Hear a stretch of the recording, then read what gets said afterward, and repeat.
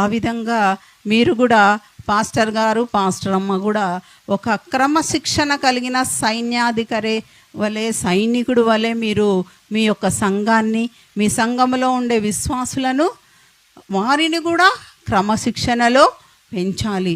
కాబట్టి ఈ విధంగా మీరు ఎంతమంది పాస్టమ్మలు ఉదయాన్నే లేచి మీ సంఘంలోకి వెళ్ళి ప్రార్థన చేస్తున్నారు? మీ సంఘాలు మీకు ఇంటికి దగ్గరగా ఉన్నాయమ్మా?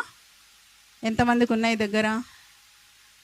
కాబట్టి నేను ఈ యొక్క సమయంలో మీ అందరినీ ఒక విజ్ఞాపన చేస్తున్నా. ఏంటి విజ్ఞప్తి అంటే, ఉదయాన్నే లేచి మీ సంఘంలో ఆ పుల్పిట్ దగ్గరికి వెళ్ళి 5 గంటలకే ప్రార్థన చేయాలి. చేస్తారా?